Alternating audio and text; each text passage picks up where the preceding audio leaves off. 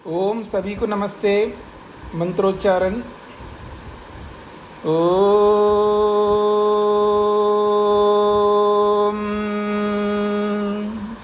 सहनाववतु सहनौ भुनक्तु सह वीर्यं करवावहै तेजस्विनावधीतमस्तु मा विद्विषावहै। ओम शांति शांति शांति। योग दर्शन की कक्षा संख्या 257 है। योग दर्शन के कैवल्य पाद के 12वें सूत्र में किसी का कोई प्रश्न हो तो कर सकते हैं।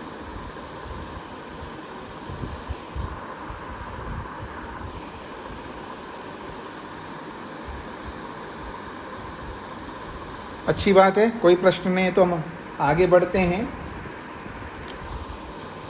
कैवल्यपाद का अगला सूत्र है 13वां सूत्र। 12वें सूत्र में एक विशेष बात कही गई है, वासना को द्रव्य बताया है। अब उन्हीं वासनाओं को लेकर के एक विशेष बात कही जा रही है 13वें सूत्र में। ते व्यक्त सूक्ष्माः गुणात्मानः। ते व्यक्त सूक्ष्माः गुणात्मानः। ते का मतलब है वे जो वासना है। ते शब्द से वासनाओं की ओर संकेत किया जा रहा है। ते वे वासनाएं कैसी होती हैं? व्यक्त सूक्ष्माः, वो व्यक्त भी होती हैं और सूक्ष्म भी होती हैं। व्यक्त का अर्थ होता है प्रकट होती हैं। वो वासनाएं जो है प्रकट भी होती हैं और सूक्ष्म का अर्थ है अप्रकट रहती हैं।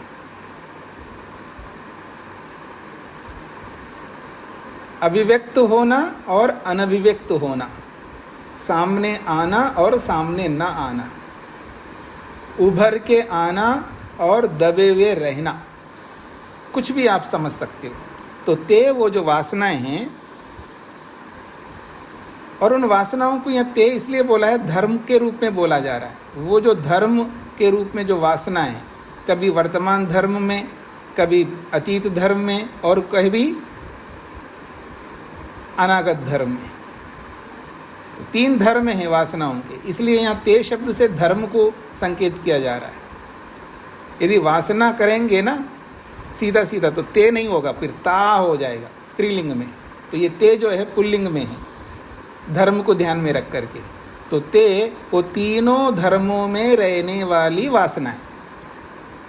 ते का अर्थ हुआ तीनों धर्मों में रहने वाली वासनाएं 2 स्वरूपों में रहती है, व्यक्त स्वरूप में अर्थात प्रकट स्वरूप में, अभिव्यक्त स्वरूप में, और सूक्ष्म अप्रकट स्वरूप में, अनभिव्यक्त स्वरूप में रहती हैं। पर वो सारी वासनाएं हैं क्या है? गुणात्मानः, वो गुण स्वरूप है। गुण का मतलब यहाँ क्वालिटी नहीं लिया जा रहा है, हाँ याद रखना। और गुण शब्द से आप बहुत भली प्रकार से परिचित हैं। 3 गुण होते हैं। तो यहाँ गुण शब्द का मतलब क्या है? सत्व, रज, तम। तो गुणात्मन ये गुण स्वरूप है, अर्थात सत्व रज तम स्वरूप है। समझने का प्रयत्न करना। ये जो वासना है ना, ये क्या है? गुणात्मान, ये सत्व रज तम स्वरूप है। ये आपको समझना है। तो ते तीनों धर्मों में रहने वाली वासनाएं कभी व्यक्त के रूप में, प्रकट के रूप में आती हैं और कभी अव्यक्त सूक्ष्म रूप में रहती हैं। और वो वास्तव में जो वासनाएं हैं वो गुणात्मान, वो सत्व रज तम रूपी गुण स्वरूप है। आत्मा का अर्थ यहाँ स्वरूप है, तो गुण स्वरूप वाले होते हैं। ते खलु अमी त्रयध्वानो धर्मा, ते खलु अमी, वे ये जो है त्रयध्वान, तीनों अध्वाओं में, तीनों मार्गों में रहने वाले धर्मा, धर्म है। कौन? ये वासना है। लेकिन जब ये धर्म जब वर्तमान काल में आ जाते हैं तो व्यक्तात्मान, वो व्यक्त स्वरूप वाले होते हैं। जब वर्तमान धर्म सामने आ जाता है, वर्तमान में वासनाएं आ जाती हैं, वर्तमान रूपी धर्म में वासनाएं रहती हैं, तो कैसे रहती हैं? व्यक्तात्माना, व्यक्त स्वरूप वाली होती हैं, अर्थात प्रकट स्वरूप वाली होती हैं। और जब अतीत होती हैं और अनागत होती हैं तो कब कैसी होती हैं? सूक्ष्मात्मानः, अतीत अनागताः सूक्ष्मात्मानः। जब अतीत में चली जाती हैं, अनागत में रहती हैं तो सूक्ष्मात्मानः, तो अप्रकट रहती हैं, सूक्ष्म है। कारण सूक्ष्म होता है ना, कारण रूप में रहती हैं तो अभिव्यक्त नहीं होता ना, कारण व्यक्त नहीं होता है, अव्यक्त रहता है, तो कारण को आप सूक्ष्म भी बोल सकते हैं। तो अतीत अनागता सूक्ष्मात्माना, जब अतीत और अनागत में रहती हैं वो सूक्ष्म रूप में रहती हैं, अप्रकट रूप में रहती हैं।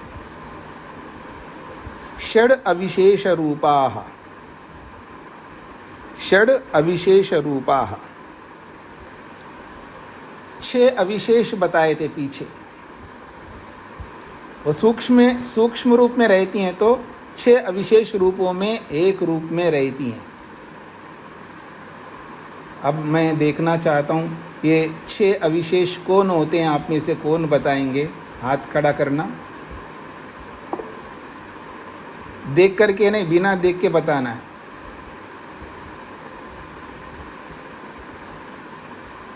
सरस्वती जी बताइए 6 अविशेष कौन होती हैं, कौन होते हैं?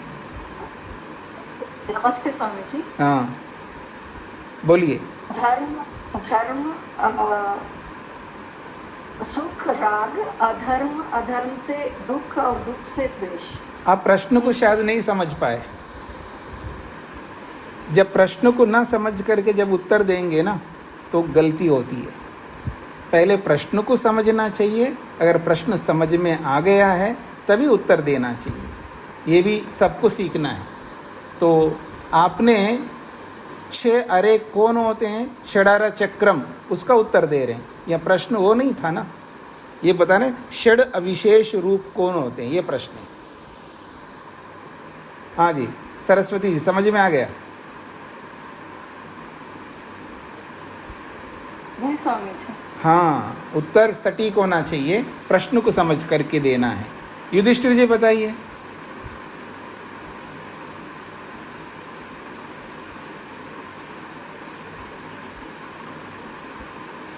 नमस्ते जी। शुद्ध राग द्वेष धर्माधर्म। आप उस सरस्वती जी के लाइन में खड़े हैं, इसका मतलब आप नहीं समझ रहे मैं क्या कहना चाह रहा हूँ। रामचरण जी बताइए। नमस्ते जी। धर्म, अधर्म, सुख, दुख, राग और द्वेष।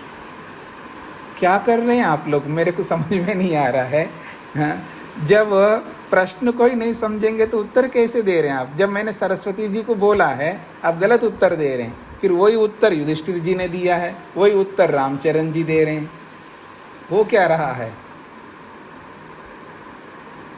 इतना गलत उत्तर मत दीजिएगा ना। पुष्पलता जी बताएंगी। विशेष है मैं तत्व, अहंकार, सूक्ष्म तन्मात्राएं, पंच तन्मात्राएं, जिनसे कि आगे और बनते हैं पदार्थ। आप 6 अविशेष के नाम गिनाइए। आपने बहुत कुछ बोला, उसमें बहुत अधिक हो गए, इसलिए आपको 6 अविशेषों का नाम बताइए तो मेरे को पता लगेगा आप ठीक बता रहे हैं। आप ठीक तो बता रहे हैं लेकिन उस ठीक में गलतियां भी हो रही है। मेरे को 6 अविशेष बताना है, आप ज़्यादा बता रहे हो। एक तो सूक्ष्म तन्मात्राएं, उनसे 5 तन्मात्राएं हो गई। हाँ जी। और एक अहंकार हो गया। अहंकार से ये अपना पांच ज्ञानेंद्रिया, पांच कर्मेंद्रिया, एक मन बन गया। नहीं, ये सब क्यों बता रहे हैं आप? हाँ, तो जो प्रश्न में नहीं आ रहा है वो सब क्यों बता रहे हैं? अहंकार और पांच तन्मात्राएं। इतना ही उत्तर दीजिएगा ना, आप इधर उधर क्यों जा रहे हैं? इतना ही उत्तर चाहिए। एक 5 तन्मात्राएं और एक अहंकार, ये 6 अविशेष हैं, बस इतना उत्तर चाहिए। इंद्रियों में जाना नहीं, इंद्रियों में जाते वो विशेष में आ जाएंगे। अब वो विशेष आ जाएगी। मैं इसलिए बताया कि इनसे अविशेष से ये और बन रही है। नहीं, और बनने का प्रश्न नहीं आया ना। प्रश्न में जितना आता है उतना ही उत्तर देना है ना जी। ठीक है, अब आपको स्पष्ट हो गया है। तो षड अविशेष में 5 तन्मात्राएं आती हैं और एक अहंकार आता है। तो आप लोगों को भूलना नहीं चाहिए, जो पीछे का प्रसंग आप पढ़ते हुए आए हैं, मुख्य बातों को तो हमेशा दिमाग में रखना चाहिए। मैंने अनेक बार आप लोगों को कहा, पूरा योग दर्शन पंक्तिशः याद नहीं रह सकता किसी को। पूरा योग दर्शन पंक्तिशः याद नहीं रह सकता किसी को, हम लोगों में से किसी को, हाँ, मेरे सहित। हाँ, प्राचीन काल ऐसा भी था कि व्यक्ति जो है ना सब याद करते थे। ये अलग बात है, पढ़ते समय मैंने याद किया है पर आज याद नहीं है जी। तो जो मुख्य सिद्धांत है योग के, वो हमेशा दिमाग में रहना चाहिए। सोते हुए को भी उठा करके पूछा जाए ना तो भी वो बोल सके। योग पढ़ने का ये अर्थ है, मुख्य सिद्धांत हमेशा मन में रहना चाहिए, उनकी बार बार आवृत्ति करनी चाहिए होता है। तो ये जो 6 अविशेष है उनमें एक अहंकार है। जब ये सूक्ष्म रूप में वासनाएं रहती हैं तो कहाँ रहेंगी? क्योंकि पीछे बोल के है ना, सबको नष्ट करो, नष्ट कर दिया और नष्ट कर तो बता दिया, नष्ट होता नहीं है। समझने का प्रयत्न करना। पीछे के प्रसंग में ये कहा गया है, तेषाम अभावे तद अभाव। यदि हेतु फल आश्रय और आलंबन को हटा दो तो वासनाओं का अभाव हो जाएगा, इसका मतलब नष्ट हो जाएंगे। तो नष्ट तो होता नहीं है, आपने नष्ट कैसे कह दिया? तो उसका उत्तर दिया है, नष्ट होता नहीं है लेकिन रहता जरूर है। कैसे रहता है? कारण रूप में रहता है। अब वो कारण रूप में रहता है तो वो कारण रूप में कहाँ रहेगा, ये हमको समझना है। इसी के लिए यहाँ षड अविशेषा स्वरूप दिया है यहाँ पर। अब आप बताएंगे, ये जो कारण रूप में रहता है, यानी रहती है वासनाएं कारण रूप में, इन 6 अविशेषों में किस में रहती है? ये अगला प्रश्न है। ये वासनाएं जो है कारण रूप में रहती हैं, लेकिन इन 6 अविशेषों में किस में रहती हैं? ये मेरा अगला प्रश्न है। तेज नारायण जी। स्वामी, अहंकार में। अहंकार में। अब मेरा अगला प्रश्न है तेज नारायण जी से, अहंकार में कैसे? जी स्वामी, ये नहीं बता पाएंगे। ये नहीं बता पाएंगे? अगर ये नहीं बता सकते हैं तो ये आप कैसे बता दिए हैं अहंकार में रहती? क्योंकि अहंकार में रहती हैं ये वासना, ये तभी बता सकते हैं इस प्रश्न का उत्तर आपको आता है तो। क्यों अहंकार में रहती हैं, यदि इसका उत्तर आपके पास है तभी आप अहंकार में रहती हैं बोल सकते हैं। लेकिन आपने गलत कर दिया, मतलब कारण को तो बताया, कार्य को नहीं बता पा रहे हैं, ये तो गलत हो गए ना। अच्छा, अनीता जी बताइए। अनीता जी आनंद। नमस्ते स्वामी जी। हाँ जी। मैं की अनुभूति उसी में रहती है जी, अहंकार में, जो स्वयं की अनुभूति है। नहीं, ये प्रश्न का उत्तर नहीं है। मैंने ये कहा, ये वासनाएं जो है अहंकार में रहती है, ऐसा तेज नारायण जी ने बताया। मेरा अगला प्रश्न ये है, अहंकार में ही क्यों रहती है वासनाएं? ये मेरा प्रश्न है। प्रश्न को समझना है, उत्तर देना है। हाँ, अच्छा, कुसुम मित्तल जी। स्वामी जी नमस्ते जी। क्योंकि अहंकार से 5 ज्ञानेंद्रियां, 5 कर्मेंद्रियां और 5 तन्मात्राएं और मन बनता है, उस वजह से अहंकार में रहते हैं। नहीं, ये उत्तर आप अधूरा दे रहे हैं, सटीक उत्तर नहीं दे रहे हैं। तत्व बनते हैं ना अहंकार से। नहीं, ये कोई उत्तर नहीं है। मेरे को 16 तत्वों से कोई लेना देना नहीं है। मेरे को केवल अहंकार के साथ में उत्तर, वही उत्तर आना चाहिए जो उत्तर आने से सबको समझ में आ जाता आसानी से। आपके उत्तर में सभी को, किसी को नहीं समझ में आएगा। तो अहंकार से उत्पत्ति होने के कारण नहीं नहीं नहीं, अभी आप नहीं बता पाएंगे जी। रूप जी बताइए। कौन स्वामी जी? स्वामी जी, क्योंकि अहंकार कारण है मन के उत्पन्न होने का जी, तो इस वजह से उसमें रहती है स्वामी जी। हाँ, आपने सटीक उत्तर दिया है। क्योंकि थोड़ा इसमें ये भी ऐड करना है कि वासनाएं मन में रहती हैं और मन एक कार्य पदार्थ है और ये कार्य अहंकार से उत्पन्न होता है, इसलिए ये वासनाएं कारण रूप में अहंकार में रहती है। समझ में आ गया जी? ये है उत्तर। अब सबको समझ में आ गया जी? ये प्रक्रिया को समझ लीजिएगा। ये जो बताया जा रहा है, इनको समझेंगे ना तभी हम अपने गंतव्य स्थान तक पहुंच सकते हैं। ये समझने योग्य बात है। मेरे को क्या लेना, गुठली से क्या मतलब है, मेरे को आम खाने का मतलब है, ये लौकिकता में अलग चीज़ है। यहाँ लौकिकता, हर जगह लौकिकता लागू नहीं होती है। हमें गुठली से भी मतलब है, आम से भी मतलब है और गुठली का कारण से भी मतलब है। इन सबको समझेंगे तभी हम इस रास्ते में आसानी से आगे बढ़ पाएंगे।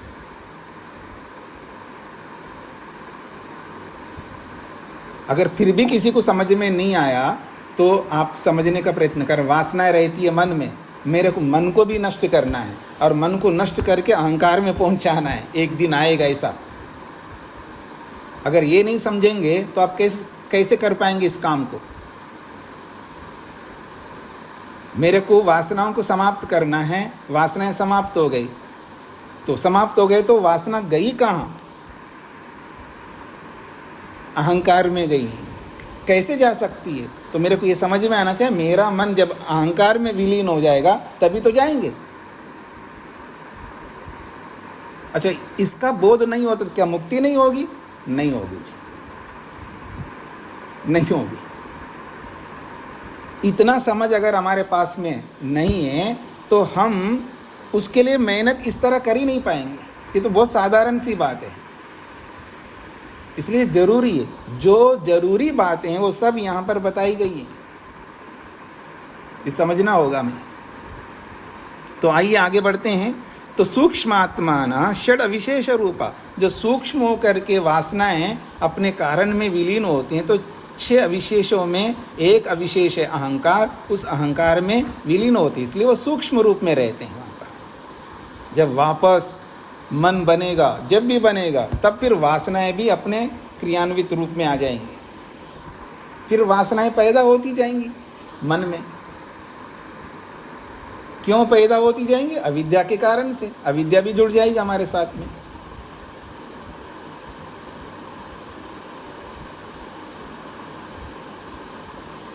चेतन आत्मा के पास ये सामर्थ्य है जानने का, समझने का, इसलिए तो वो चेतन है।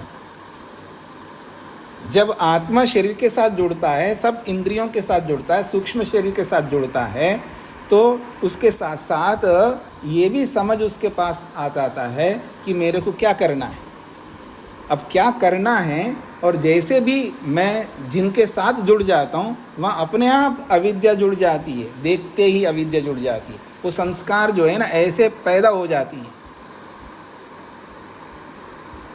जैसे गाय के स्तनों में दूध भरा हुआ एकदम, अब निकालने वाला नहीं निकाल पा रहा है, बस थोड़ा सा अवसर पाते ही बस निकलने लग जाता है। ऐसा है ये जी। तो षड अविशेष रूपा, जो 6 अविशेष रूप जो तत्व है उनमें जो अहंकार है, उस अहंकार में अपने कारण रूप में सूक्ष्म पड़े रहते हैं संस्कार। कारण रूप में मतलब उसको कोई औचित्य नहीं, इसी को नष्ट होना बोला गया है। अब इसके आगे क्या कहना चाहती, इसको समझने का प्रयत्न करिएगा। सर्वमिदम, सर्वमिदम ये सारा कुछ, क्या सारा कुछ? संसार, ये ब्रह्मांड, सर्वमिदम जगत, ये संपूर्ण जगत, गुणानाम सन्निवेश विशेष मात्रम इति, सर्वमिदम जगत, ये संपूर्ण जगत संसार जो ब्रह्मांड है, गुणानाम, ये सत्व रस तम रूपी गुणों का ही सन्निवेश विशेष मात्रम। सन्निवेश कहते हैं एकत्रित, तीन गुण अलग अलग है, सत्व अलग है, रज अलग है और तम अलग है। जब तीनों का सन्निवेश होता है, सन्निवेश का मतलब है असमलिंग होता है, तीनों का जब असमलिंग होता है, परमात्मा जो है तीनों को जोड़ता है, और वो सन्निवेश जो है, मिलाना जो है ना, वो विशेष रूप से, इसलिए का विशेष सन्निवेश, विशेष को पहले रख दो, विशेष सन्निवेश, विशेष रूप से उनको मिला देता है, तब जागत इदम सर्वम जगत, ये संपूर्ण जगत उत्पन्न हो गया। इस संपूर्ण जगत में अहंकार से, महतत्व से लेकर, अहंकार से लेकर, तन्मात्राओं से लेकर, ये सारा कुछ आ जाता, सूक्ष्म और स्थूल सब कुछ आ गया सर्वमिदम जगत में। और सर्वमिदम जगत में सब संपूर्ण पदार्थ विद्यमान है, उन संपूर्ण पदार्थों में कुछ नहीं है, केवल ये तीनों गुण हैं, और इन तीनों गुणों का ही विशेष सन्निवेश है, विशेष असमलिंग है उसमें, असमलिंग असमलिंग कुछ भी बोलिए आप। इति, इस प्रकार वास्तव में देखा जाए तो परमार्थतः गुणात्माना, परमार्थता, परमार्थ रूप में देखा जाए, यानी वास्तविक रूप में देखा जाए, यथार्थ रूप में देखा जाए तो गुणात्माना, ये गुण स्वरूप है। संपूर्ण जगत जो है गुण स्वरूप है। ये जो मेरा शरीर है, यथार्थ में देखूं, ये तो गुण स्वरूप है। समझ में नहीं आ रहा है? घड़े को सामने रखो, कोई पीते हैं आजकल आप घड़े का पानी, घड़े को सामने रखो, वास्तव में ये घड़ा है क्या चीज़ है? आखिर ये घड़ा है क्या? कुछ नहीं है, तो मिट्टी है बस, और क्या है। पर इस मिट्टी का एक विशेष सन्निवेश किया है कुमार ने, तब जाकर के उसका जो शेप, उसकी जो आकृति ऐसी आ गई हमारे सामने, वो आकृति जिसका यूज़ कर सकता हूँ मैं, प्रयोग कर सकता हूँ, जिसमें पानी डाल सकता हूँ। ये कुम्हार की कला है। जैसे कुम्हार की कला से घड़े को, मिट्टी को घड़े के रूप में हम यूज़ कर रहे हैं, प्रयोग कर रहे हैं, ठीक इसी प्रकार से परमपिता परमात्मा की विशेष कला के कारण से सत्व रज तम, इन तीनों गुणों का विशेष सन्निवेश किया गया, विशेष असम्बलिंग किया गया है, तब जाकर के शरीर के रूप में, घड़ी के रूप में, लैपटॉप के रूप में, जो भी मकान के रूप में, वृक्ष वनस्पतियों के रूप में, ये सब हमारे सामने आ गए। लैपटॉप के रूप में भगवान ने सन्निवेश नहीं किया, लैपटॉप का जो रॉ मटेरियल है उसको, हाँ, कभी गलत ट्रैक में नहीं जाना। अगर मैं लैपटॉप घड़ी ना लूँ तो संसार को देखो, जो ईश्वरकृत संसार है उसको देख लो।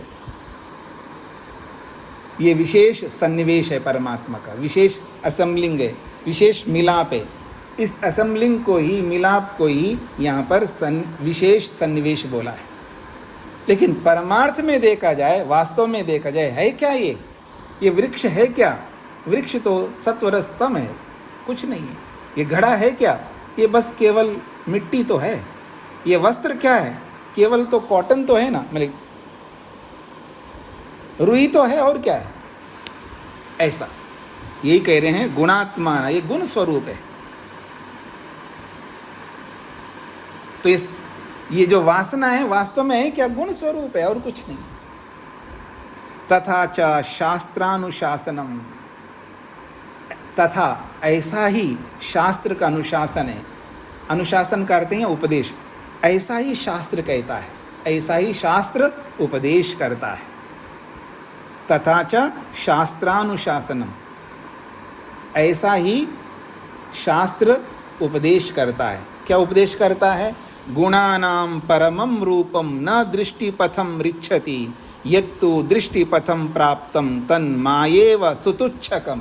बहुत अच्छा श्लोक है ये। अगर ये श्लोक को भी अगर यथार्थ रूप में विवेकी बन करके समझेंगे ना, उसको कोई दुख नहीं होगा, कोई दुख नहीं होगा। थोड़ा इसको समझने का प्रयत्न करिएगा। है तो बहुत छोटा सा श्लोक है, इसका जो मीनिंग, अर्थ है, ये भी बहुत संक्षेप से है, लेकिन इसमें बहुत गहरा गूढ़ रहस्य छुपा हुआ है। गुणानाम परमम रूपम, सत्व रज तम रूपी जो गुण हैं, इन गुणों का जो परम रूप है, परम रूप का मतलब है जो अंतिम रूप है गुणों का, अर्थात उसका जो मूल रूप है। परमम रूपम का मतलब है मूल रूप। परमम शब्द का अर्थ है मूल। गुणों का जो मूल रूप है या गुणों का जो मूल स्वरूप है, वो स्वरूप कैसा है? न दृष्टिपथम रिच्छति, वो दृष्टिपथ को प्राप्त नहीं होता है। दृष्टिपथ का मतलब है हमारी आंखों के सामने दिखाई नहीं देता है। रिच्छति का अर्थ है प्राप्नोति। दृष्टिपथम दृष्टि को प्राप्त होता है, और ना जोड़ दो, दृष्टि को प्राप्त नहीं होता है। हमारी दृष्टि को प्राप्त नहीं होता है। कौन? गुणों का जो मूल रूप है, सत्वरस्तम का जो मूल स्वरूप है, वो हमारे आंखों के सामने बिल्कुल नहीं आता है। ऐसा है उसका स्वरूप। यत्तु दृष्टिपथम प्राप्तम, इसकी अगली बात ये कही जा रही है, यत्तु दृष्टिपथम प्राप्तम, जो कोई भी वस्तु हमारे दृष्टिपथ में आ जाती है या जो हमारे आंखों के सामने दिखाई देती है, तत् माया एव, वो तो माया स्वरूप है। माया का मतलब समझ रहे हैं जी? माया के बहुत सारे अर्थ होते हैं। माया का अर्थ ज्ञान है। हाँ, माया ज्ञान नामसु पठितम निघंटो। महर्षि यास्क ने बहुत उपकार किया हम पर। वेदों के गूढ़ रहस्य को समझने के लिए, वेदों के जो बहुत सूक्ष्म शब्द हैं जिनका अर्थ न समझने के कारण से लोग अर्थ का अनर्थ कर देते हैं, उनको संग्रह किया है निघंटु के रूप में। बहुत महत्वपूर्ण ग्रंथ है निघंटु, उसमें बहुत सारे शब्द हैं। एक शब्द के अनेक अर्थ और अनेक शब्दों का एक अर्थ, दो प्रक्रियाएं। मैंने अनेक बार आपके सामने रखा था ये बात। एक अर्थ के यानी एक वस्तु के अनेक नाम, ऐसा बोलिएगा। नाम बोलो शब्द बोलो एक ही बात है। यानी एक पदार्थ के अनेक शब्द, पदार्थ एक ही है, उस एक पदार्थ को बताने के लिए अनेक शब्द है। या मैं दूसरे शब्दों में कहूँ, एक ही वस्तु है, उस एक वस्तु को समझने के लिए, उसका व्यवहार करने के लिए अनेक नाम है। दूसरी प्रक्रिया, अनेक पदार्थों को समझने के लिए एक ही नाम है।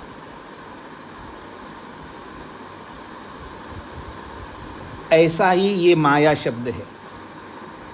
माया शब्द एक है, लेकिन इसके बहुत सारे अर्थ हैं। उन बहुत सारे अर्थों में एक माया जाल भी है, इंद्रजाल जिसको कहते हैं आप। लेकिन उस माया का एक बहुत बड़ा अर्थ है जो महर्षि यास्क ने बताया है, वो है ज्ञान, विज्ञान। ईश्वर की माया को देखो, वेद कहता है ईश्वर की माया को देखो। वो माया का अर्थ वहां पर विज्ञान, ज्ञान। क्योंकि संसार जो है ईश्वर की माया है, ईश्वर का विज्ञान है। ईश्वर कितना नॉलेज रखता है, ईश्वर का जो ज्ञान है कैसा है, कैसे पता लगेगा? उसकी कृति से पता लगेगा।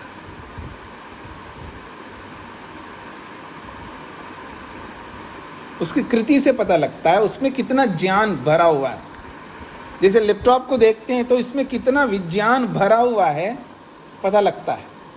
किसी मोबाइल को देखते हैं या किसी भी डिवाइस को देखिएगा, और आजकल तो बहुत माइक्रो, बहुत ऐसे ऐसे सूक्ष्म डिवाइस आ रहे हैं, कमाल करते हैं वो। उनको देख कर के उसके अंदर कितना विज्ञान छुपा हुआ पता लगता है। तो ये सारा संपूर्ण ब्रह्मांड ईश्वर की माया यानी ईश्वर के ज्ञान विज्ञान से भरा हुआ है, इसका ही अर्थ है। तो कहते हैं यत्तु दृष्टिपथम प्राप्तम, जो वस्तु हमारे दृष्टिगोचर में आ रही है तो तद माया एव, वो माया रूप है, वो विज्ञान रूप है। अथवा इसको आप यूँ समझ लीजिएगा, वो इंद्रजाल रूप है। अब माया का मतलब ये इंद्रजाल भी अगर लेंगे ना, इसका अर्थ ये भी आपको समझ में आ जाएगा। देखिएगा, अश्वत्थेवो निषदनम, वेद कहता है ये जो शरीर दिखता है ना हमारा, ये तो माया है, माया। थोड़ी देर के बाद में इधर देखिए, चुटकी भर में पता नहीं चलेगा, अरे अभी तो मिल के गया गया गया, बस गया। ऐसा ही है, ये माया स्वरूप है। क्या सुंदर चेहरा दिख रहा है, देखो कमाल है। रुक जाओ, थोड़ी देर के बाद में क्या हो जाएगा उस चेहरे के ऊपर, कुछ भी हो सकता है। यानी जो कोई भी वस्तु है संसार का, क्षण भंगुरम कहा है इस संसार को, क्षण भंगुरम इदम जगत। उपनिषदकार कहते क्षण क्षण भंगुर है ये, यानी एक क्षण के लिए। वो एक क्षण जिसको आप कहते हैं ना, वो वर्तमान है हमारा, वो हमारे लिए बहुत महत्वपूर्ण रखता है। वो जो एक क्षण है वो बहुत महत्व रखता है। जो एक एक क्षण को सामने रख करके जो जीता है ना व्यक्ति, बहुत कुछ कर लेता है, बहुत कुछ कर लेता है। तो यही कहा जा रहा है, तत् माया एव। जो भी हमें दृष्टिगोचर हो रही है वस्तुएं, ये तो माया रूप है, वैसे रहेंगी नहीं, ये इसका अभिप्राय है। आप वो लुभावने दिख रहे हैं ना, संसार के पदार्थ लुभा रहे हैं आपको, ये तो माया रूप है। उनके पीछे पीछे दौड़ो मत, दुख पाओगे। ये स्थायी नहीं है, अस्थिर है। इसी अस्थिरता को यहां पर माया के रूप में बोला, इसलिए सुतुच्छकम। कितनी बड़ी बात कही है ऋषि ने। ये शब्द तो आप परिचित होंगे ना, तुच्छ स्वरूप है, तुम मेरे लिए तुच्छ हो। तो कहते हैं योगी के लिए संसार तुच्छ रूप है, कुछ भी मान्य नहीं रखता है, कोई इंपॉर्टेंट नहीं है, क्योंकि माया रूप है। जो रहने वाला नहीं है, जो बदलने वाला है, वो तो तुच्छ रूप है। अभी थोड़ा और मैं आपको एक्सप्लेन करना चाहूँगा, ये माया क्यों कहा गया है। महर्षि पतंजलि ने व्याकरण के अंतर्गत व्याकरण का भाष्य किया, उन्होंने उसको महाभाष्य बोला जाता है। महर्षि पतंजलि ने महर्षि पाणिनि के अष्टाध्यायी के सूत्रों पर एक बहुत बड़ा भाष्य किया, जिसका नाम है महाभाष्य। बहुत महत्वपूर्ण ग्रंथ है। उसमें उन्होंने एक बहुत बड़ी बात कही है इस माया को लेकर के। ये जो जिस वस्तु को आप देख रहे हो माया इसलिए है, वो हर क्षण बदल रहा है, हर क्षण बदल रहा है, परिवर्तन ही परिवर्तन हो रहा है, परिणाम ही परिणाम हो रहा है। ये जो परिणाम है, इस परिणाम को 7 रूपों में बताया उन्होंने। एक मिनट, 1 2 3 4 5 6, 6 रूपों में, नहीं 7 होना चाहिए, 1 2 3 4 5 6 रूपों में बताया। षड विकारा, ठीक है, 6 रूपों में बताया, 6 रूपों में बदलता है। मतलब वो एक रूप में कभी नहीं रह सकता, इसलिए ये माया है। एक ही स्वरूप में रह नहीं सकता, क्षण भर में बदल जाएगा। इसको षड विकारा बोला है उन्होंने, महर्षि पतंजलि ने। देखिएगा वो कैसे बोलते हैं, जायते। टिप्पणी में आप देखेंगे ना, अगर आपकी पुस्तक में हो तो आप देख लेना, टिप्पणी में ये बात लिखी गई है।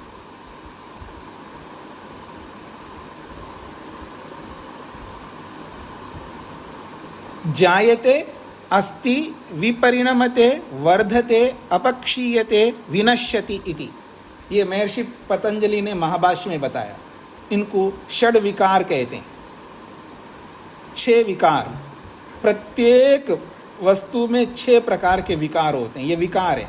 विकार का अर्थ होता है परिवर्तन, बदलना, परिणाम को प्राप्त होता है, इसलिए माया है। माया इसलिए है क्योंकि इसमें परिणाम होते रहते हैं। जायते, जायते का मतलब उत्पन्न होता है, वस्तु बन करके हमारे सामने आती है, जायते। जायते का मतलब उत्पन्न होता है। और अस्ति, अस्ति का मतलब है विद्यमान है, उसका अस्तित्व हमारे सामने दिखाई दे रहा है। ये भी अस्ति, उसका अस्तित्व भी विकार है। उत्पन्न होना भी विकार है, उसका अस्तित्व का होना भी विकार है।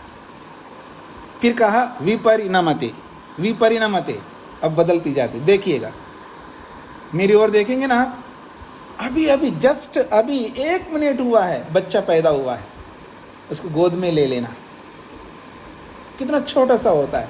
कोई कोई तो 3 किलो से भी कम होता है, कोई कोई 2.5 किलो होता है, कोई कोई 2 किलो होता है, और कोई कोई तो 1 किलो होता है। बहुत मुसीबत होती है, जितनी वज़न कम होता है उतनी मुसीबत होती है। जायते, उत्पन्न हुआ, देख लीजिएगा, जायते उत्पन्न हुआ, अस्थि है, वो अभी हमारे हाथों में है, हमारे का मतलब जिसने भी हाथ में लिया उसके हाथ में अस्थि है। विपरिणमते, फिर वो बदल रहा है, उसमें बदलाव हो रहा है, आंखें खोल रहा है, पलके झपक रहा है, हाथ पांव हिला रहा है, रो रहा है, ये विपरिणाम है, बदलाव हो रहा है उसके अंदर। एक जैसा नहीं रहता वो, बदलाव होता रहता है। फिर कहा वर्धते, फिर वो बढ़ता रहता है। अरे 1 महीने के अंदर देखना उसका हालत क्या होता है, क्या बढ़ जाता है वो, कमाल है। वर्धते, बढ़ता जाता है, बढ़ते बढ़ते बढ़ते जब वो आप लोग कहते हैं ना 21-22 साल का हो जाता है ना, एकदम, अगर भगवान ने ऐसा जीन्स दिए हो तो एकदम 6 फुट से भी लंबा हो गया वो, कमाल है। वर्धते, बढ़ता गया। खुश होते रहे ना, खुश होते रहे ना। अपक्षीयते, 22 साल के बाद में फिर क्या होगा, अपक्षीयते, 22 हो 25 हो, जो भी आप समझ लेना। अपक्षीयते मतलब घटता रहता है, उसकी जवानी जो है ना ढलने लगती है। अपक्षीयते, अब वो अपक्षीयते का मतलब है अब वो ह्रास की ओर जा रहा है। फिर एक दिन आएगा, अरे कितना भला आदमी था जी, बहुत अच्छा काम करता था, ये था, विनश्यति, समाप्त हो गया, नष्ट हो गया, गया। ये है 6 विकार। मतलब कोई भी हमारे सामने दृष्टिगोचर हो रही है वस्तु, और ये 6 विकारों में इसका स्वरूप चलता रहता है, यानी एक टक वैसा का वैसा नहीं रहता। जो इन 6 विकारों से युक्त होता वो माया के अलावा और क्या हो सकता है, वो माया ही तो है।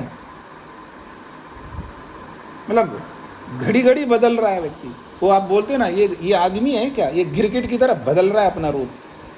जैसे गिरगिट अपना रूप बदलता रहता है ना, तो हर वस्तु अपना रूप को बदल रही है, हर वस्तु। और तो और क्या, मैं ही बदल रहा हूँ, आप भी बदल रहे हैं, कौन नहीं बदल रहा है, सब बदल रहे हैं। ये है माया। इसलिए कहा सुतुच्छकम, मतलब ये तो तुच्छ पदार्थ, ये तुच्छ पदार्थों के पीछे दौड़ लगा रहे हैं हम लोग, तुच्छ चीज़ों के पीछे लगे रह रहे हैं। कोई पैसे के पीछे, कोई ज़मीन के पीछे, कोई मकान के पीछे, कोई किसी के पीछे, कोई किसी, और इनके पीछे नहीं लगा तो कोई नाम के पीछे, कोई पता नहीं किस किस के पीछे पड़ रहे हैं हम। कोई नाम के पीछे, कोई पदवी के पीछे, कोई आश्रम के पीछे, कोई अधिष्ठा के रूप में, कोई मंत्री के रूप में, कोई प्रधान के रूप, पता नहीं दौड़ लगाते जा रही है। ये सब अस्थिर है, और इन सब में ये 6 प्रकार के विकार होते हैं। पूरा ब्रह्मांड ही सुतुच्छकम कहा यहाँ पर, पूरा ब्रह्मांड, और ब्रह्मांड में सब कुछ आ जाता है, क्योंकि ये माया है। ये तो दृष्टि पथम प्राप्तम, जो भी हमारी दृष्टि में आ रही है, आंखों के सामने आ रही है, तत् माया एव, वो तो माया रूप है। ये 6 विकारों स्वरूप 6 विकारों में परिवर्तित होता रहता है, एक रूप में रह ही नहीं सकती वो वस्तु। इसलिए सुतुच्छकम, तुच्छकम बोल दो, हो गया, ये तुच्छ है। तुच्छकम को हिंदी में कहते तुच्छ है, और उसके ऊपर एक विशेषण और जोड़ दिया ऋषि ने, सु और जोड़ दिया, सुष्टु तुच्छकम, अर्थात विशेष रूप से वो तुच्छ है, सामान्य तुच्छ नहीं है। हाँ, समझने का प्रयत्न करना। ऋषियों का देखिए क्या एक्सप्लेनेशन होता है, मतलब उनका जो कथन होता है, वो इतना ही बोल सकते थे तुच्छकम, लेकिन वो उतने नहीं बोला, सुतुच्छकम, सु और जोड़ दिया, और एक विशेषण जोड़ दिया उसने, विशेष रूप से तुच्छ है ये। अब देख लीजिए, ऐसे तुच्छ के पीछे हम दौड़ रहे हैं। कितनी बड़ी अविद्या है हमारे अंदर, कमाल है, बहुत बड़ी अविद्या। तो गुणानाम परमम रूपम न दृष्टिपथम रिच्छति, गुणों का जो मूल स्वरूप होता है वो कभी भी दृष्टिगोचर में नहीं आता है। यत्तु दृष्टिपथम प्राप्तम, जो जो हमारी दृष्टिगोचर में आ रही है वस्तु, तत् माया एवा, वो तो माया स्वरूप है, वो 6 विकारों से युक्त है, वो बदलाव को प्राप्त होता रहता है, एक जैसा दिखता ही नहीं, एक जैसा रहता ही नहीं है। इसलिए मेरे को आप पर विश्वास नहीं है। पता नहीं कब बदल जाओगे आप, समझ रहे ना, पता नहीं कब आप बदल जाओगे। और जो बदलने वालों के ऊपर आप क्यों एक तक आशा लगा के रखे हो, इतना एक्सपेक्टेशन रखते हो? जब ये बात समझ में आती है ना,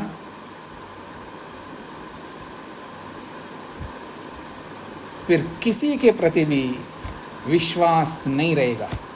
अगर विश्वास रहेगा तो केवल ईश्वर के प्रति रहेगा, क्योंकि वो नहीं बदलता, वो नहीं बदलता। उसने कहा है आपको मैं आनंद दूंगा तो देगा, लेकिन आपने हमने कहा है कि मैं आपको ये करूंगा, हम बदल जाएंगे,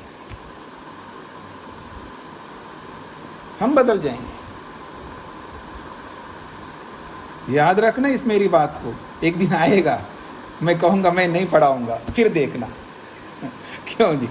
हाँ, ऐसा थोड़ा होगा कि मैं पढ़ाता ही रहूँगा, मर तो जाऊँगा ना, जब मर जाऊँगा तो पढ़ाने वाला नहीं रहेगा, तब क्या करोगे? किसी और को पकड़ोगे, और इतनी सी बात है। लेकिन बदल जाऊँगा ना, बदल गया, मर गया, बदल गया। एक जीते जी मर जाता है, एक वास्तव में मर करके बदल जाता है, लेकिन बदलता तो है अवश्य।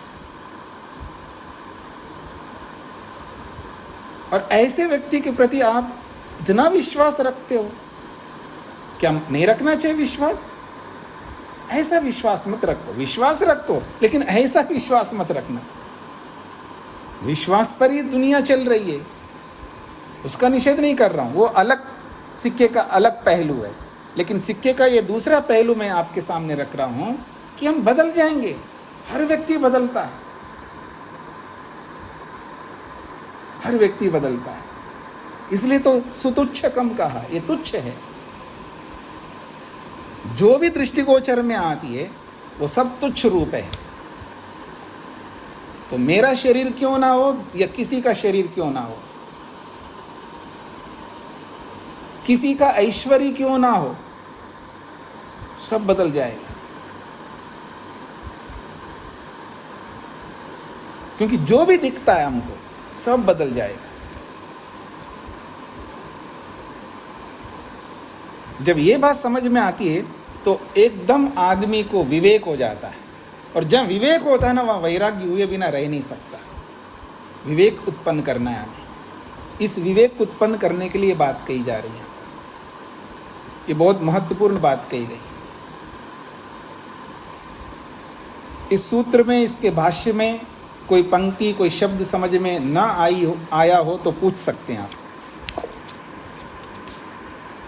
मोहनलाल जी। स्वामी जी नमस्ते जी।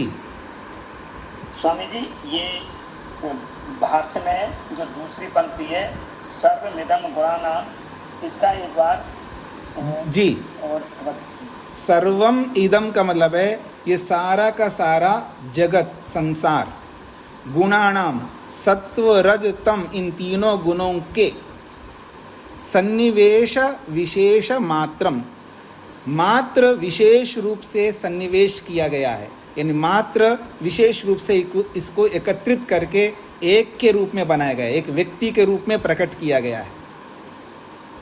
इति, बस इतनी सी बात है।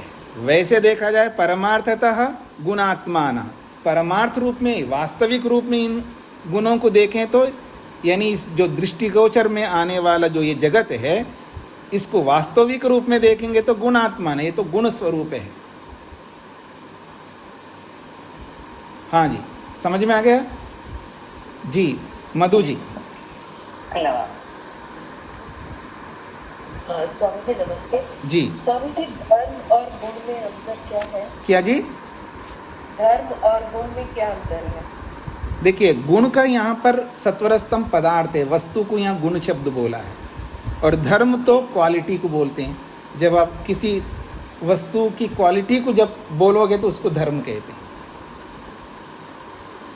यहाँ व्यास भाष्य में लिखा है अवस्थितस्य द्रव्यस्य पूर्व धर्म निवृत्तौ धर्मांतरोत्पत्ति परिणामः। जी, तो इसमें दिया है कि धर्म और गुण में अंतर क्या है? जी, अवस्थितस्य का मतलब है विद्यमान पदार्थ रूपी धर्मी के जब एक धर्म हट जाता है तो दूसरा धर्म प्रकट होता है। जैसे जैसे आम है, आपके सामने आम है, आजकल आम चल रहे होंगे ना, बिल्कुल एकदम पका हुआ आम है, पूरा पका हुआ है, टोटली पका हुआ है, ठीक है ना। तो उसमें जो धर्म आपको दिखाई देंगे, जब आप नाक के पास में रखेंगे तो उसका जो स्मेल है बहुत अच्छी सुगंध आएगी उसके अंदर, और उसका स्वरूप देखेंगे एकदम पीला, एकदम पूरी तरह पीला आपको दिखाई दे रहा, ठीक है। ऐसे धर्म आपको दिखाई दे रहा, उसको खाना नहीं, मत खाना, बिल्कुल नहीं खाना, उसको ऐसे रखना, फ्रिज में भी नहीं रखना, और उस जगह रखना जहाँ एसी नहीं है, अगले दिन देखना। जिन धर्मों को आज आपने देखा है और भयंकर गर्मी में उसको रखा है, तो अगले दिन देखेंगे ना, उसका जो धर्म आपको दिखाई दे रहे थे वो धर्म हट जाएंगे, दूसरे धर्म आ जाएंगे। अच्छा, ठीक है। तो अवस्थितस्य का मतलब है विद्यमान उस आम का एक धर्म जो आज दिखाई दे रहा है, अगले दिन जब उसको देखेंगे तो दूसरा धर्म आ जाएगा, ये धर्म हट जाएगा, वस्तु वही रहेगी, वस्तु में कोई परिवर्तन नहीं हुआ। आम तो आम है, लेकिन उसके धर्मों में परिवर्तन हो गया। अब वो जो पीलापन कम होगा, उसमें पीलापन और कालापन उभर के आ जाएगा, जिसको आप कहते हैं ना गलना, या जो भी आप कह सकते हैं, हाँ। और उसकी जो सुगंध आ रही थी अच्छी, वो दुर्गंध रूप में आपके सामने आ जाएगी, ऐसा। जी, धन्यवाद स्वामी जी। अल्पना जी। नमस्ते स्वामी जी। जी, हाँ जी स्वामी जी, इसमें जो ये वासनाओं को षड अविशेष रूपा कहा है, तो क्या इससे हम ये भी माने कि वो तन मात्राओं में भी वो रहता है कारण रूप में वो वासना? नहीं, तन मात्राओं में, अहंकार में ही, अहंकार में ही रहेंगे, अहंकार, क्योंकि मन में ही वासनाएं रहती है, तन्मात्राओं में रहती है, ऐसा कहीं भी आया नहीं है। तो सारी वासनाएं मन में रहती है, यानी वासना रूपी जो धर्म हैं वो मन में रहते हैं, और वो वासना रूपी धर्म मन में रहते हैं। अब वो मन अपने कारण में चला गया तो वो कारण अहंकारी होगा, तन्मात्राएं तो है ही नहीं, तो अहंकार में रहेंगे। जी, तो समझे फिर यहाँ पर अहंकार हुआ कहना चाहिए था, षड अविशेष रूपा जो कहा, अहंकार, हाँ, नहीं कन्फ्यूज़न नहीं होगा। वो लिखने की जो शैली है ना, वो अगर समझेंगे तो आसान है। लिखने की शैली होती है, एक तो होता है सीधा आपको वही बताना, और एक ऐसा बताना जिसमें बहुत सारी बातों को भी आपको स्मरण दिलाना होता है। तो यहाँ षड अविशेष रूपा, क्योंकि अगर केवल विशेष रूपा कहेंगे ना, अब विशेष रूपा का अर्थ नहीं समझ पाएंगे आप, क्योंकि विशेष रूप तो कोई भी विशेष रूप हो सकता है, लेकिन षड अविशेष रूपा बोलते ही आप उन अविशेषों में चले जाएंगे जो इनके कारण प्रक्रिया में बताया गया। विशेष, अविशेष, लिंग मात्र जो बताए ना, उन सब में आप पहुंच जाएंगे। तो अविशेष बोलते ही आपको वही पदार्थ सामने आएंगे, दूसरे कोई विशेष नहीं आएंगे, इसलिए षड अविशेषा बोला है। ये प्रेजेंटर, जो प्रेजेंटेशन देने वाला व्यक्ति है, उस पर निर्भर करता है वो किस तरह प्रेजेंट करे आपको। ऐसा प्रेजेंट करे जिसमें कोई भ्रांति ना हो, तो ये भ्रांति रहित शब्द है यहाँ पर, षड अविशेषा। जी, और दूसरी बात ये है कि आप कहना अहंकार केवल बोलेंगे तो इतना सटीक प्रेजेंटेशन नहीं होगा अहंकार बोलने से, क्योंकि अहंकार कैसे आ गए यहाँ पर, बहुत सारी बातें आ जाएंगी। इसलिए षड अविशेष बोलेंगे ना, एकदम हम उस स्टेज में जाएंगे, उस कारण प्रक्रिया में जाएंगे और कारण में मन को भी समझेंगे। देखिए मन को भी समझ रहे हैं हम यहाँ पर। केवल अहंकार बोलते हैं तो इतना आसान नहीं होगा समझना, थोड़ा बहुत मेहनत करना पड़ेगा। इसलिए सरलता से ऋषि लोग जो है बहुत सरल भाषा में बोलते हैं और सर्वांगीण रूप से हर एंगल को भी सामने रखने का प्रयास करते हैं। जी रामचरण जी को क्या पूछना है? हाँ स्वामी जी, मेरा निवेदन था, आपने भी महाभाष्य के बारे में बताया था, इसकी व्याख्याकार बता सकते हैं अगर खरीदा जाए? आपको कुछ नहीं समझ में आएगा जी, कुछ भी समझ में नहीं आएगा आपको। ये व्याकरण को समझना इतना सरल नहीं है। मतलब 20 विद्यार्थी पढ़ रहे हो ना व्याकरण को, तो उसमें 1-2 लोग जो है उसमें एक्सपर्ट हो पाते हैं। पढ़ने को तो सब लोग पढ़ते हैं, जैसे आप लोग सब लोग योग दर्शन पढ़ रहे हैं ना, इसमें एक्सपर्ट बहुत कम लोग हैं। जो प्रश्न आता है सटीक उत्तर देने वाले बहुत कम हैं आप में से। आप समझ लेना, इतना आसान नहीं है। और वैसे भी व्याकरण तो ग्रामर का है, तो समझ में ही नहीं आएगा आपको। नाम बता दो तो खरीद तो लेंगे। फिर वही बात है, खरीद के करोगे कि आपको समझ में नहीं आएगा। वो ऐसे पढ़ने वाले स्वाध्याय वाली पुस्तक नहीं है, आपको कुछ भी नहीं समझ में आएगा। आपको महाभाष्य को समझने से पहले कई भाष्य समझना होगा आपको। उसकी एक सीरीज़ है, पहले अष्टाध्यायी पढ़ना होगा, फिर उसके बाद उसकी वृत्ति, उसकी व्याख्या समझनी होगी, फिर उस व्याख्या का प्रश्नोत्तर व्याख्या समझनी होगी, फिर उसके बाद में बहुत कुछ समझना होगा। उसके बाद में महाभाष्य क्रम आता है, यानी महाभाष्य को पढ़ने का क्रम आता है 5 साल के बाद। व्याकरण को पढ़ना शुरू करें, फिर 5वें साल, कोई 6ठे साल, 6-7 साल लगते हैं। सामान्य रूप से 5-6 साल तो लगते ही हैं, और बहुत थोड़ा सा बुद्धिमान है तो 5 साल तो लगते ही हैं। महर्षि स्वामी दयानंद जैसे व्यक्ति को भी कई साल लगे केवल महाभाष्य को समझने के लिए। उनको 3 साल लगे केवल महाभाष्य को समझने के लिए, और उससे पहले की बहुत सारी चीज़ पढ़ चुके होते हैं वो। आप समझ लीजिए, बहुत कठिन ग्रंथ है वो, आपके मतलब की नहीं है। जी सागर जी। नमस्ते स्वामी जी। जी स्वामी जी, आज की कक्षा में जो व्यास भाष्य ये श्लोक आया है कि ये जो जगत है तो तुच्छ है जी, लेकिन स्वामी जी प्राय हम वेदों की कुछ ऋचाएँ सुनते हैं, जब स्वाध्याय करते हैं तो कहा जाता है कि ये जगत ईश्वर की महिमा है, ईश्वर की सर्वोच्चता का बोधक है, सूचक है। तो क्या ये अध्यात्म की दृष्टि से कह दिया गया है या यथार्थ में ये सूचक? नहीं, सिक्के के 2 पहलू होते हैं। जो आप बता रहे हो सिक्के का एक पहलू है, और यहाँ जो बता रहा है सिक्के का ये दूसरा पहलू है। महर्षि स्वामी दयानंद सरस्वती जी ने संसार को अधिक सुखदायी बताया है, और योग दर्शनकार महर्षि पतंजलि और महर्षि वेदव्यास जी जो है ना, ये दुख कारक बताया, और दोनों ऋषि लोग हैं।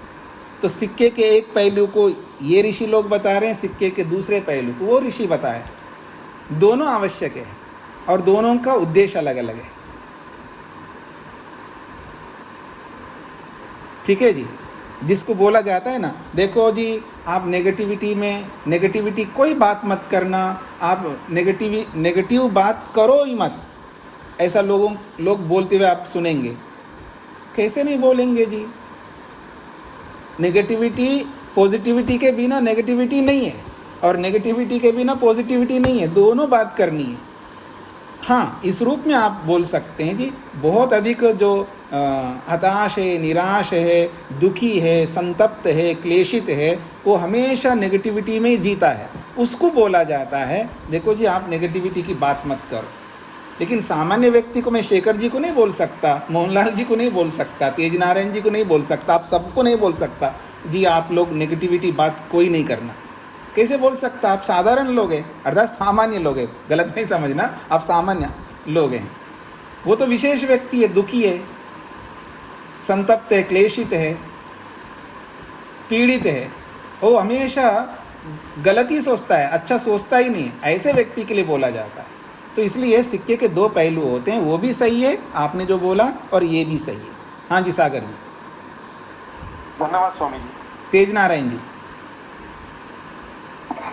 जी स्वामी, ये सूक्ष्म आत्मना षड विशेष रूपा बताया है जो जी, ये मन का कारण अहंकार बताया, तो हम इसको अहंकार को और महत्व को तब तक सूक्ष्म समझना चाहिए क्या हमें? हाँ जी बिल्कुल, वहाँ तक पहुँचे ना, गुणों तक पहुँचा दिए ना। गुणों का जो मूल रूप है वो दृष्टिगोचर नहीं आता, मूल तक पहुँचा दिया श्लोक के साथ में। जी धन्यवाद। जी जी, कुसुम जी। स्वामी जी दे रखा है ना, गुणानां रूपं दृष्टि कथम रिच्छति। जी। तो रिच्छति से क्या है? रिच्छति प्राप्नोति, प्राप्नोति का दूसरा क्रियापद है रिच्छति। रिच्छति कहो प्राप्नोति कहो एक ही बात है। दृष्टिपथम न रिच्छति, दृष्टिपथम न प्राप्नोति। जी हाँ जी, मोहनलाल जी को कुछ और पूछना है क्या? जी हाँ स्वामी जी। जी। 6 विकार से एक बात पुनः और बताएंगे। जायते, जायते का अर्थ होता है उत्पन्न होना। अस्ति का मतलब है विद्यमान होना। विपरिणामते का अर्थ है बदलना। और वर्धते का मतलब बढ़ना। अपक्षीयते का मतलब है आरास को प्राप्त होना। और विनश्यति का मतलब है नष्ट हो जाना। विनश्यति का मतलब है यहाँ पर सूक्ष्म रूप में चला जाना, यही विनष्ट होना है, कारण रूप में जाना। इसी को महर्षि पाणिनि कहते हैं विनश्यति को अदर्शनम। अदर्शनम का मतलब है दिखाई ना देना, अर्थात सूक्ष्म हो जाना।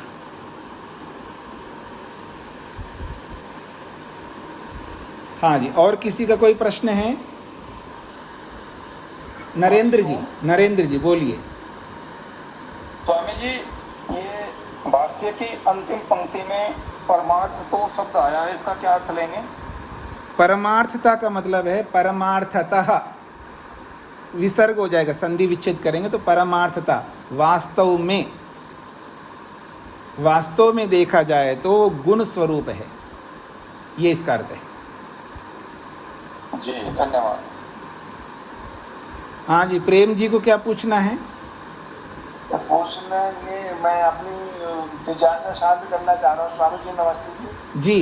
ये स्वामी दयानंद में जो 9वां समलास है ना हमारा, ज्ञान चा विज्ञान चा प्रदेश उभयम से है, तो वो लिख रहे हैं मुझसे विद्या और अविद्या को जो साथ साथ जानते हैं वही इसी जो आप बातें समझा रहे हैं संसार से मोक्ष प्राप्त कर सकते हैं, इसकी पूर्ति करता है क्या?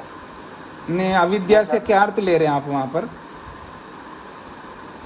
जैसे आप समझा रहे हो संसार क्षण भंगुर है, 6 चीजों से बना हुआ है। नहीं नहीं नहीं नहीं नहीं नहीं, वो गलत है, गलत है। वहाँ अविद्या का अर्थ ये योग दर्शन में बताई हुई अविद्या नहीं है।